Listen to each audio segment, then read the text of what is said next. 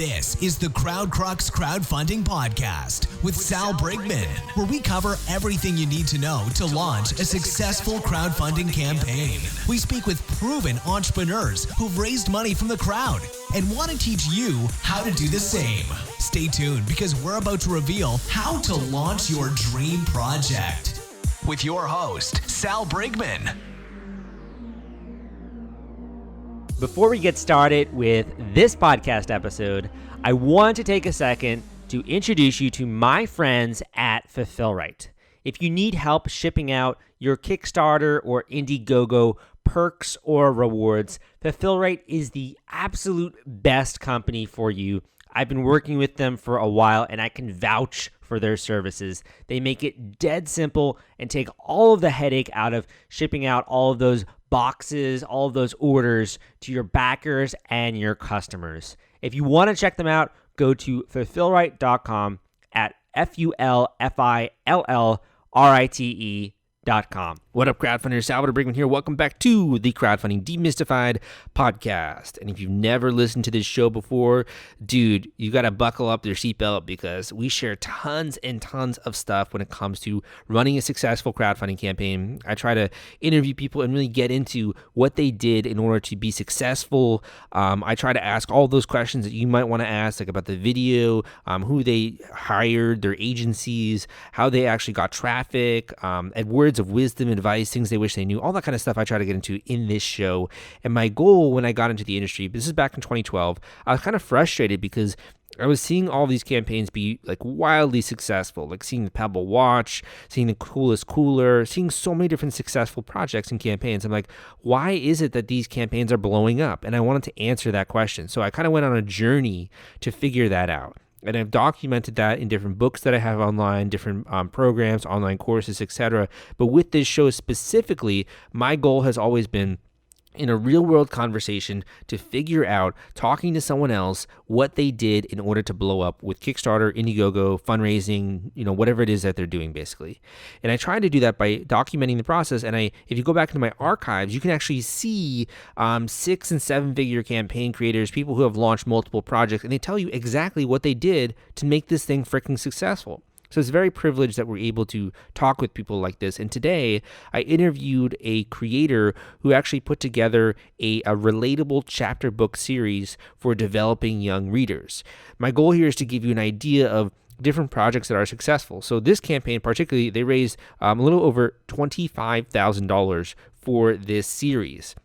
And in our interview, Alison gets into what they did in order to make that successful, and also one special technique that they used to supercharge their campaign. She also shares some of her own thoughts on Kickstarter and crowdfunding. If you're looking to do more of a creative project, like publish a book or do an album or something more creative like a film campaign, I think it's going to be a really good episode for you. But even if you're doing a gadget or a gizmo, this is also a technique that she revealed that you can as well apply to your crowdfunding campaign, and you can make it so that you stand out more, that you rile people up and get them supporting your project. So I think you're going to like some of the stuff that Alison had to share. In addition, before we quickly get into this podcast episode, let me just say that if you are interested in reaching out to me and sort of getting my thoughts on your project, on your strategy, also, getting some feedback there if you already have your pitch video, your marketing materials, or anything like that, or just outlining the steps that you need to take specifically for you to be successful and the ways that I can help you, you can book a one-on-one coaching call with me that will go a really in-depth into your project and all the stuff that you're planning basically for your campaign. So if you're interested in doing that, you can go to the link crowdcrux.com/coaching. That is crowdcrux.com/coaching. Just give me some information there and we can book our one-on-one coaching call, your one-on-one call with Sal. And also, I forgot to mention this, but if you are in New York City, I've been actually meeting more people in person, which has been kind of cool. So if you're around the Brooklyn area, like Williamsburg, Brooklyn, and you want to meet up for coffee or something, you can also use that coaching call for that. If you're interested in getting more like one-on-one feedback, like people will sometimes bring their prototypes to me and I'll take a look at them and stuff. So like if that's something you're interested in, you can also use that for that. So finally, that link is crowdcrux.com podcast.com/coaching. Okay, guys, let's get into today's podcast episode that I think you're going to like if you're doing a creative project, if you're doing a gadget or a gizmo, and really some of the tricks of the trade, if you will, that Alison applied to her campaign. Alison, welcome to the show. Thank you so much for having me. I'd love to get into, maybe you could just tell the listeners really quickly who aren't able to actually see this project themselves. Can you tell them a little bit about the project, who it's for, and what inspired you to do it? Yes. Where Are the Books That Look Like Me is a co-production between myself and my co-author, Lenora Wynn. She was a roommate of mine in college, and I taught right after college in Jackson, Mississippi, and the majority of my students were African American. And then I had my own kids, and I know that the developing readers really need those first early chapter books. So like Diary of a Wimpy Kid or Captain Underpants or Junie B. Jones, all those, that these kids, they devour these early chapter books. And there were none that looked like my students. And so my roommate from college, Lenora Wynn, is an African-American woman, and she was not a writer, but she is extremely funny. And so we paired up to solve that hole in the literature. And so I did the stories, but she created the characters and the voice. And it's really been a lot of fun to do the project. And when you say that no one that looks like your students, you mean the characters, sort of the lead character there that they're vibing off of and they're looking up to? Yes, there are no African-American main characters in the early reader chapter books. So how did then like Kickstarter enter the picture? Because a lot of people have the idea to write a children's book or to put together a story or even a comic book. How did you decide to go with Kickstarter? Like when did that come into the picture? Well, we originally tried to get it published traditionally, and was very eye-opening as to why there are no books that represent African-American kids, because the publishers kept telling us, this is a great story, this is really good, it would get to the highest levels, and they would say, well, there's no market. And we thought, really? Well, maybe there's no market because there are no books. It's a chicken and egg problem. And so about the third time we got that response, and the other thing was they wanted us to change it. They wanted it to be a serious voice. And we said, little kids, little boys, I have two boys, they don't want serious. No, they want funny. They want potty humor. They want funny. And that's who we were going for. And so we weren't really willing to make the compromises that we knew the big publishing companies wanted us to make. And so I said, finally, let's just raise this money and do this project on our own. And then you started to look into like Kickstarter and other ways to go about it, right? Yes, I had done some fundraising. I have a nonprofit in Mississippi. And so I'd done some fundraising just on my own. And the reason we tried to go through Kickstarter was we thought it might help us reach a broader audience than just my own and her audience. Okay. When you're sort of researching about crowdfunding, I think crowdfunding is kind of different than nonprofit fundraising because you're also delivering that book to people. It's kind of like a pre-order almost. What were the things that you were learning as you were getting educated? Like, was this something you launched the next month, or were you learning for a period of time? Oh my gosh, I probably listened to 100 of your podcasts, driving my son back and forth to soccer. He plays in another town, and I did a lot of research before we jumped on board. And I really appreciate your education because I wouldn't have known how to do that. And I read a ton of books, and I looked at a ton of websites and read blogs. And whenever I get on something, I'm going to master it. That's just how I do it.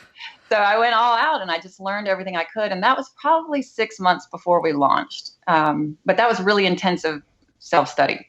Where were you listening to the podcast, just out of curiosity? In my van, driving my kid to soccer practice that he goes once a week, 2 hours away. And so I just listened to that, to every single one of yours almost. And but I was struck because there a lot of yours and a lot of people's, it's big companies who are using crowdfunding to create a project. And we were just two moms who knew we had something good, but we didn't have a budget. We didn't have a techie product. And so I had to make a lot of adjustments to what I was hearing to fit our project.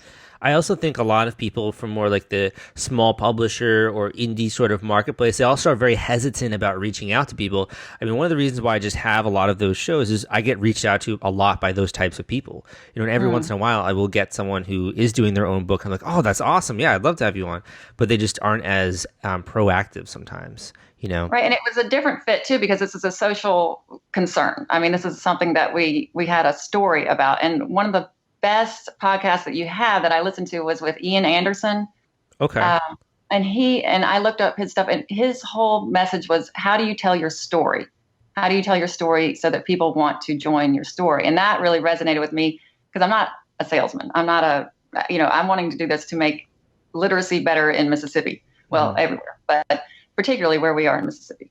I think a lot of times we think of sales and we think of like really spammy, kind of slimy salespeople. But at the same time, I like to think of it more deeply as sales is just persuasion. How do you persuade people to read? How do you persuade people to want to have books out there that have African-American characters? It's really just persuasion. And storytelling is one of the most powerful ways to do that. So what did you actually learn there? Like, how do you tell a story that people care about? Right. I think our video was really important to do that. And like I said, we had no budget. And I wasn't going to put a budget toward this. I wanted it to either go because people believed in it or just say, no, it's not time. And so a college student that had worked for a couple of camps of mine, he is a film guy, and he helped us tell the story. And really, it's just a very simple story. You ask these kids in the Delta in Mississippi, that's kind of our poorest area. And we went to where my co-author is from, and we would ask these kids, what's your favorite book? And they would tell us. And then we'd say, okay, what's your favorite Black character, a character that looks like you? And they were silent. And that's a very telling story. And, you can't argue with that. It's where are your heroes? Where are the people that you can relate to in books? And how does that impact your motivation to read? Totally. I think it totally also sort of affects the overall culture and also the overall prospects that people have. It's kind of like a limiting belief. If you see a lot of people successful, but they don't look like you, it's like, oh, maybe they're not, maybe I can't be successful, or maybe I'm missing something. And you start to question yourself. But I think we're seeing more of that also in the entertainment space, oddly enough, more movies coming out with Black characters, more shows and such. So I think it's a good positive push there. So when it comes to the story, you're basically showing people through video, I guess, what the actual day-to-day life is like, or like what it's like on the ground and why this is needed. Is that fair to say? Right. I think, yeah. And I think just showing the kids saying, you can just see their faces like, I don't know, I don't have any. And so that was compelling. And then to tell the story about how we co-wrote it through the video, I'm not going to presume to write a story for Black kids. I'm not going to do that. That's not my experience. But I do know how to write a story that holds kids' attention. And then my co-author brought her experience and her characterization and her humor to it. Mm-hmm. I think it's really important to have a team, obviously, when you're having that campaign, but also just having like a small budget. It can be a little bit difficult to get outside of your own social circle, and sort of the people that are just in your network, because maybe you have your friends and your family support it, but you also want other people to get on the bandwagon. Do you have any thoughts on that? How you were able to reach larger audiences? Yes, we had a email list that was from a nonprofit that I run. But and so telling the story through that email list was the first part of it. But to reach beyond that, we knew it wasn't going to be funded just from that, and we didn't want it to be. We wanted that story to really get across a larger area. And so I thought, well, what do I have to work with? And what I had was local businesses who I knew supported education or literacy. And so I met with 25 different local business owners and said, would you consider being a match sponsor on one day of the campaign?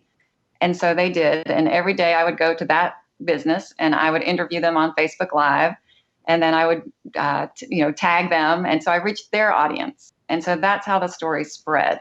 And that was just a no budget, it took time, but I went to their businesses and I got to promote them while they promoted the project. And so there was a really good, that was how we reached beyond our own network. With Facebook Live, so were you doing this on your page or on your personal? Page, yes, it's just my plain page. It's kind of scary to do a Facebook Live at first, don't you think? Oh yeah, but I got over it after like the fifth one. Okay, yeah, I always found it intimidating to do like a live, because if you mess up, then everyone can see it and they can leave comments and stuff. It's always a little bit intimidating, but I guess it's kind of like the price of reaching more people is you kind of have to put yourself out there. You do. And I think it's really easy for me to put myself out there when I believe in what I'm asking people to support. So it's not like I'm asking you to support me. I'm saying, let's support this project. And this project is important, and it's important to all of us. So the belief that you have in your project and also the mission that sort of gives you that confidence. Were you doing any other things like with the lives? Like, were you asking people to leave comments? Any kind of strategy you had with the lives? We just had a goal that we wanted it to be seen, each video to be seen by more than the previous video. And so we would kind of challenge the business owners, to share it and to tell people to look at it. And so I think our last one reached 700 views within the first couple hours, and they were they got into kind of helping us reach a larger audience. That they were promoting their own, because it was telling about their business too. So it was kind of a win-win. Yeah, that was actually one of my questions is like, if you're interviewing a business owner, is it like all about their business and like what they do and stuff? Or do you say like, how has, being an African-American business owner, or like what was your like angle there to make it relevant to the audience, but also good for them? I had to interrupt this podcast episode because I want to introduce you to my friends at The Gadget Flow. Their product discovery platform reaches 22 million people per month. They've helped more than 5,000 crowdfunding campaigns thus far, and they have a social media following of more than 700,000 followers. If you want to gain access to their marketplace and list your own product, you can go to thegadgetflow.com/submit and list your project today. Right. We would ask them to introduce themselves and describe what they did in their business. And then we would ask them why they were interested in the Where Are the Books That Look Like Me project. And so they would tell what particular interest they had in it and why they were interested. And then at the end, we would ask people to support their business because they were supporting us. And they would match, it was like $200 match. So we would say, okay, today Worker Bees is matching for $200, anything that comes in. And at 8:00 that night, they would put their match in. And so it would help. People wanted to feel like they were doubling their donation. And I see. Yeah. So we would say, okay, we've got a $500 match coming from Security Solutions. And we'd post that in the morning. Then I'd do the Facebook Live in the afternoon. And then that evening, they would dump their money in. That is really smart. Jeez. So that was I didn't have any other tactic. That was kind of it. The other thing that we were really successful with is we had people, because it was a mission-driven project. Mm-hmm. People jumped in, like Starkville Oktibbeha Minority Business Alliance. They were excited about it, and so they would do a match for a day and say, "Okay, everybody needs to put in. We're matching today, and let's blow the last match out of the water." And so it became a kind of a community effort. I love that. I think that's awesome too, because the people that are supporting you, they're not only getting a chance to sort of see you behind the scenes, they get to know you. I think it's kind of like, it's a little bit intimidating sometimes for someone to give money to a project when they don't really know the person behind it. Right. But just even hearing you talk and like seeing your voice, I'm seeing your face and getting a sense of all of that and how passionate you are, it says a lot about the person behind the project. And you're kind of having to trust that they're also going to execute on this thing that they're saying, they're pitching. Mm-hmm. So I think it sort of checks a lot of boxes there. One question I had for you was, did you see any kind of like traction within Kickstarter itself? I know that publishing is a bit of a difficult category for that, but I was just kind of curious.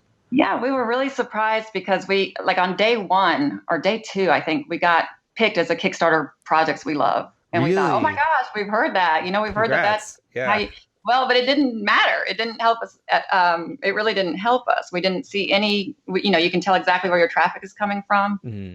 And people might have, they followed it for $1 or something like that, but it really didn't help us in the way that we expected. And so we had to just keep beating the bushes and asking the business owners locally to beat their bushes. And so that's how it came together. But I was really, I thought, oh, well, we've made it. But no, that wasn't the case at all.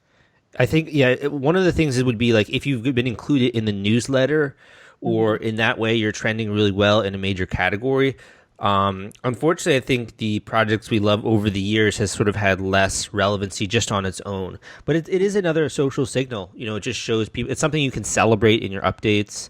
Mm-hmm. It's something that people can sort of be excited about. So I do think there's some value there. It did. We got to tell our audience that, hey, we were chosen, and I'm sure that gave some social credibility too. So the email list, it looked like social media was a really big player there. Did you see anything in the way of like media or any people did you reach out at all, just out of curiosity? We did, and we were covered in a couple of local newspapers, and I didn't see any traction from that. I think you have to go directly to people's email or to their social media where they can click right there. We got to post it that we were covered, but as far as direct donations, I really think you better spend your time connecting with people, and that's what the Ian Anderson was really big on. The guy that you interviewed, he said, just keep telling your story. Keep telling your story to people that you can talk to.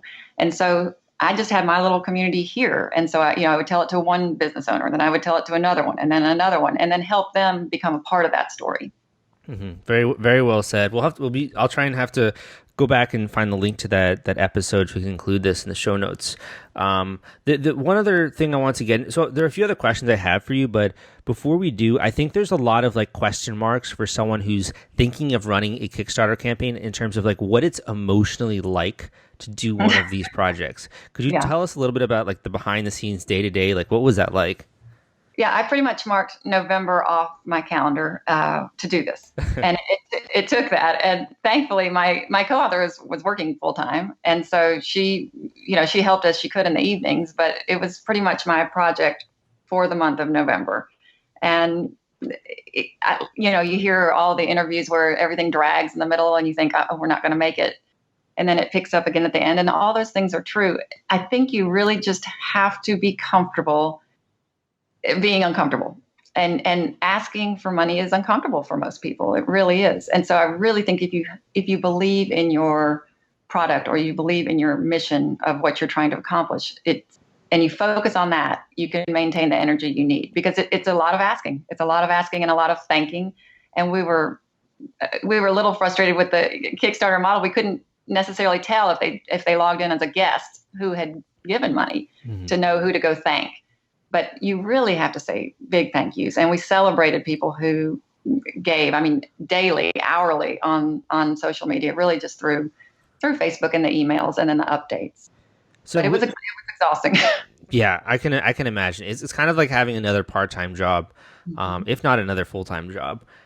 So after those first few days and you're at $10,000, like what's going through your mind then? You've had a little bit of surge there, but you know that you still have a long way to go. What was kind of going through your mind at that like midway-ish point? Yeah, it's hard. You get so excited and you think, oh, we're going to make it. And then you think, oh, we're never going to make it. And it's an emotional roller coaster up and down, but you just have to stay true to your mission. And I can't say that enough. You just have to keep coming back and keep telling the story, and think about how you make decisions. Somebody will tell me about a great project and I will definitely mean to donate to that or contribute to it or something, but I don't. My kids will come in the room and I forget. And so you have to think about how people think. It's not that you're bothering them. We have to be asked again and again and again. And I don't mind when people remind me about things that I'm really support or I want to support. And so if you can get into that mindset, it's a little bit easier. I actually really like it when people remind me, just because I am so scatterbrained sometimes. Or I have so much going on at work that I just forget. It's right. Like, it's not really, you have good intentions and you want to maybe support something, but you just have so much going on. It's like, oh man, I totally forgot about that. Exactly. And I really just think, I would see people around and they would say, oh, that they see me and go, oh, that campaign, I need to do it. And so it just takes people longer sometimes, and it takes the reminding, and you don't have to feel bad about reminding. It's as long as you believe in what you're doing. How would you say this is similar or different to the nonprofit fundraising that you're already sort of familiar with there? I hadn't done the matching before. I hadn't asked people to match, and I think that really gives you leverage in a way. You're not having to go make one-on-ones with every single donor that way. So, asking people to celebrate their own businesses as a match sponsor and reaching their audience, it was a shortcut. I'd raised a bunch of money to put a roof on a community center a couple years before that, and that was all direct meetings with every single donor. Where this let me reach people without having to actually sit down with every single donor. When you're thinking about nonprofit fundraising, there sort of is like, okay, we're going to deliver on our promises, but it doesn't seem to me necessarily always as directly as it is with Kickstarter. Like with Kickstarter, you have to ship out this product, right after. With nonprofit, it kind of depends on the type of fundraiser you have. Right. Did you have to think about that, like the logistics of, okay, how much do we need to raise?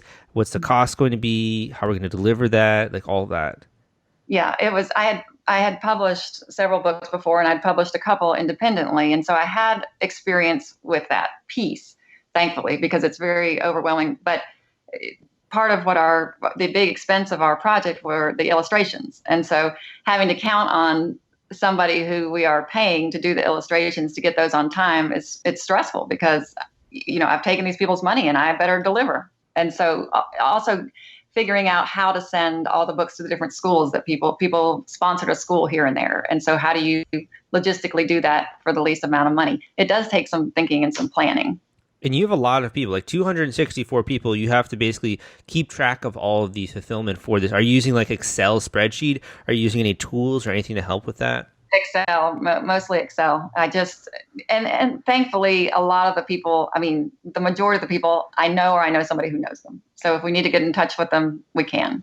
Yeah, I think it's a big effort to do that. But the cool thing is once you actually have that out into the people's hands, that's like when the magic happens, in my opinion. Because people see you reading it. We're very excited to see it in schools. Yeah. It's like the vision is kind of realized and people can give you feedback. They can share it with one of their friends. They can give it to someone. They could donate it to the local library. Like you never know where that book can end up. It's kind of a special time. I'm speaking to the crowdfunders in the audience who have already launched a Kickstarter campaign or have actually even successfully run a campaign. And the reason is I think you will understand this pain point most. And that is when you finally do raise money on Kickstarter or Indiegogo, the hardest part is not collecting the cash. The hardest part is shipping out all of those perks and rewards to your backers. It is a nightmare, my friends. It's a lot of spreadsheets, it's a lot of headache, and it's a lot of stress. That's why I recommend BackerKit. If you have not heard of BackerKit, they help you collect surveys, they help you collect data, and the entire fulfillment process is just so much easier and so many less spreadsheets when you use their software. You can check them out at backerkit.com and use CrowdCrux for a special discount. Yeah, we were really excited to talk with the publishing company to say, okay, we're going to be ordering 1,000. We got the money to do 1,000. That's a good run. Totally. So I have one or two more questions here, but before I ask that, I just wanted to ask you personally, for you, what's been like the most rewarding part of this experience? Because I think you're really executing here on your goals, and you're really having to push through a lot of difficult emotions to get there. And I think it shows, the progress that you've had. What's been the most rewarding part for you of this process? I think it was really a eye-opener for people to think about, my kids, they all read these chapter books. That's how you go from being read to becoming an independent reader. Well, there's a huge achievement gap between African-American students and white students, mostly the achievement gap. And why is that there? And getting people to think about, in reality, when you go to the bookstore, find a book that looks like a kid that is, not like yours. And getting people to think about that and thinking, well, maybe there's a connection between these things. Maybe it's not just happenstance, and maybe there's something I can do about that. I really loved that piece of it. I loved seeing people kind of open their eyes and go, oh my gosh, you're right. There's nothing there.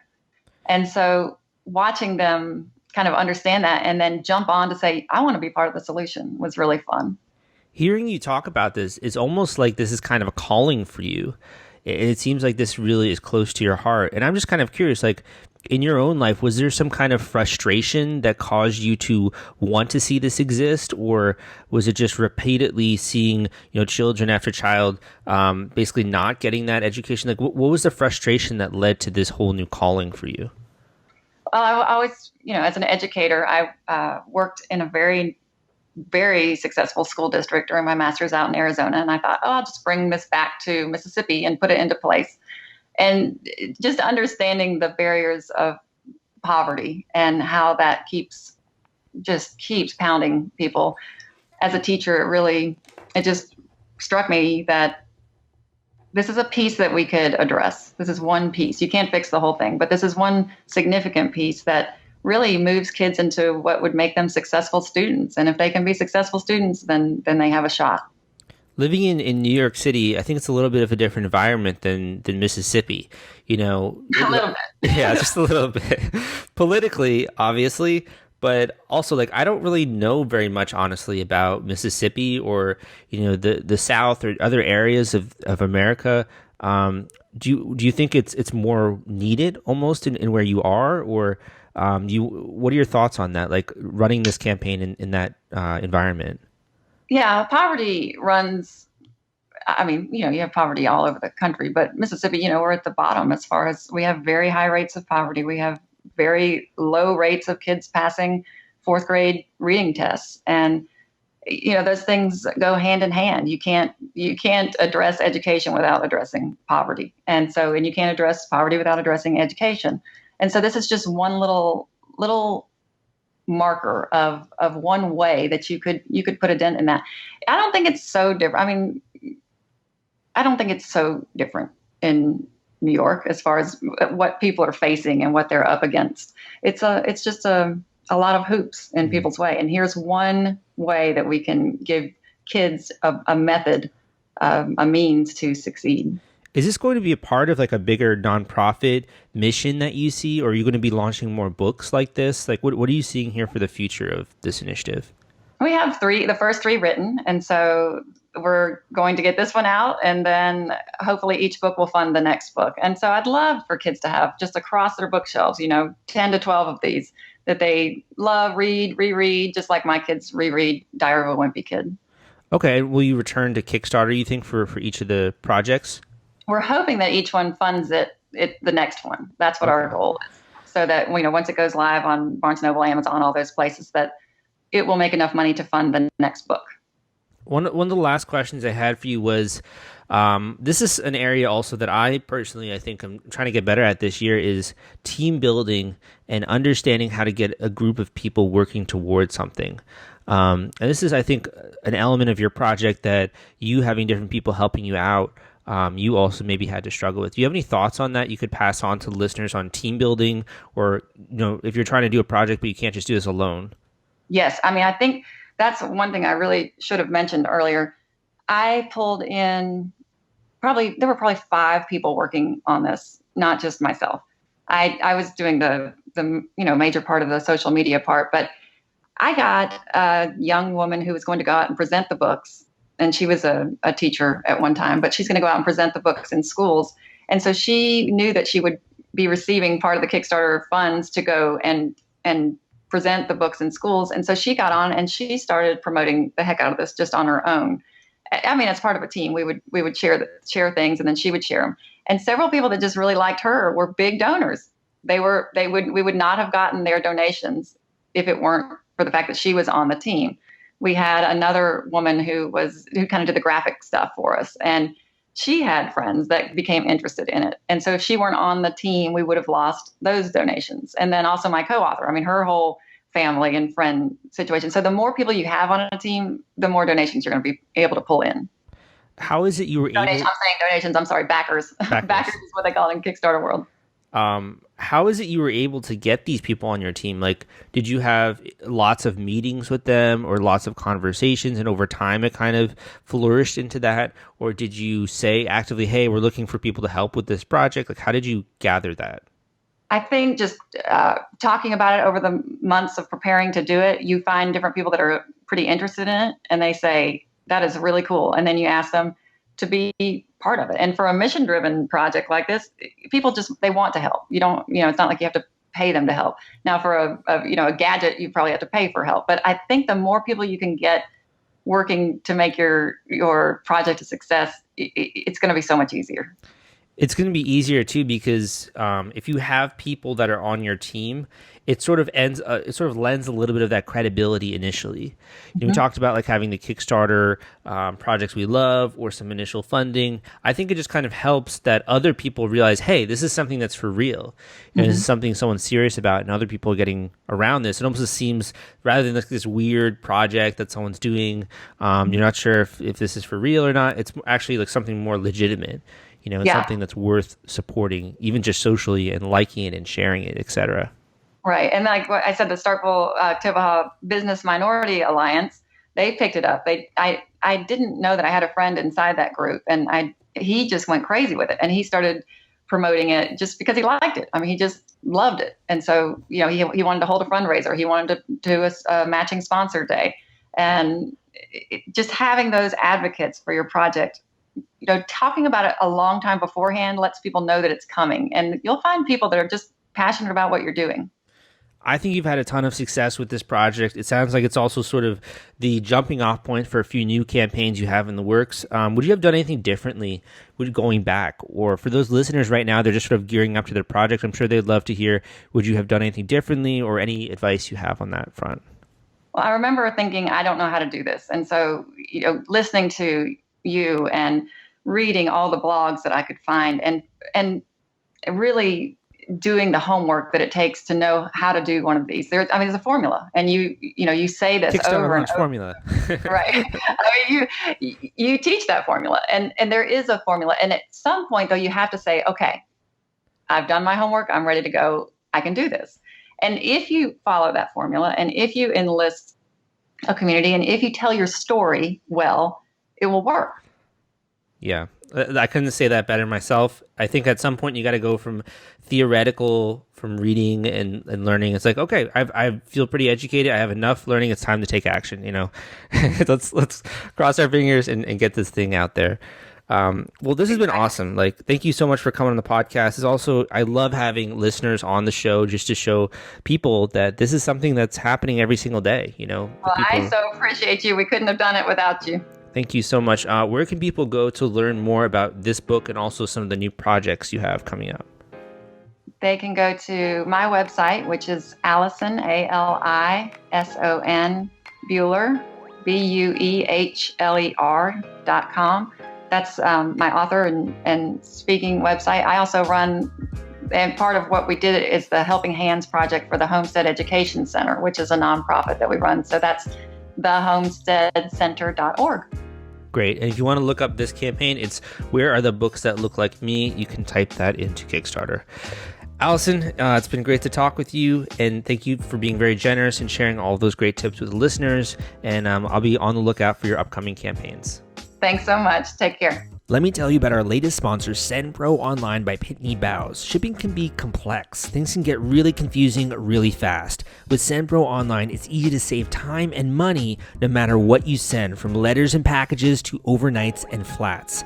You can easily compare USPS, UPS, and FedEx in an all-in-one online tool. You can print shipping labels and stamps directly from your printer. You can even track all of your shipments and get email notifications when they've arrived. SendPro Online is only $14.99 a month, and listeners can get a free 30-day trial when you visit pb.com/crowdcrux. That's pb.com/crowdcrux. Experience the convenience of SendPro Online for yourself when you sign up for a free 30-day trial. Thank you for listening to this episode of the Crowdfunding Demystified Podcast. My name, again, is Salvador Briggman. If you did not catch it, I have a lot of great content out there aside from this podcast. I got my blog, crowdcrux.com. I got my YouTube channel, which you can search under my name, Salvador Briggman, that goes step by step into launching one of these projects. I also have online courses out there, and also have books, books on Amazon, like the Kickstarter launch formula that can help you along the way as you're going into a crowdfunding campaign.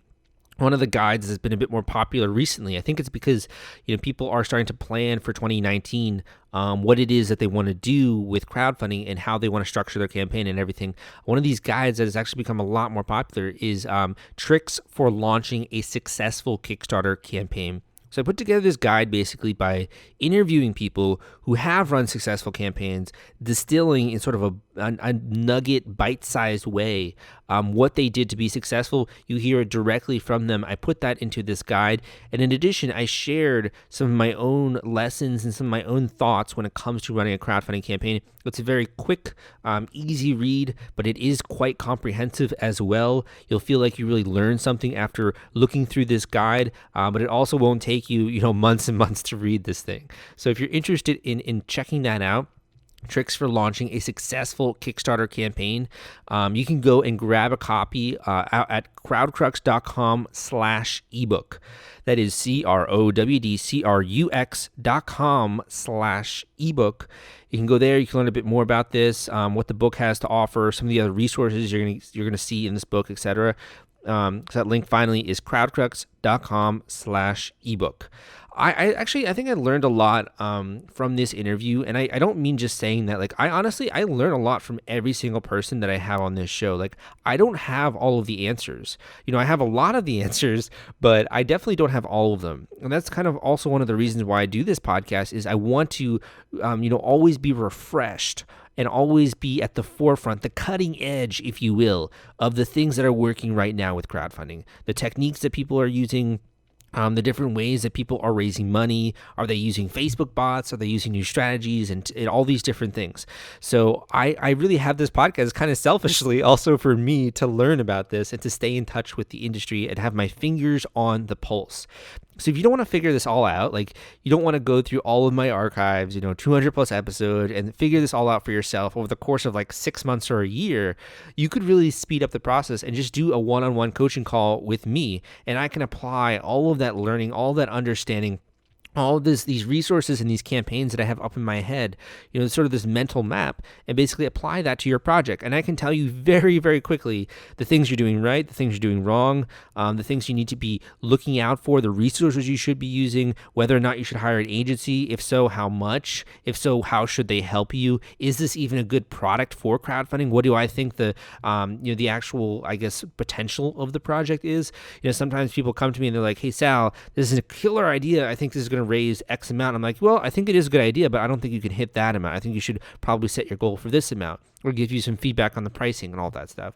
It's really a no-brainer. Like, it's probably honestly the best investment that you can make in your campaign if you are just now in the preparation stages. And in addition, if you're in a further stage and you want to talk about more ways that I can help with putting together your campaign, ways that I can help with promotion, etc., I would love to talk with you. So if you're interested in booking one of these coaching calls, the link for that is crowdcrux.com/coaching. That link again is crowdcrux.com/coaching, crowdcrux.com/coaching. Thank you for tuning in to this episode of the Crowdfunding Demystified podcast. Wherever you are listening, your car, on the subway, at the gym, doing laundry, doing dishes, I appreciate you and your time. And thank you so much for investing in your education and spending a little bit of time here with me. Again, my name is Sal, and I will see you next time.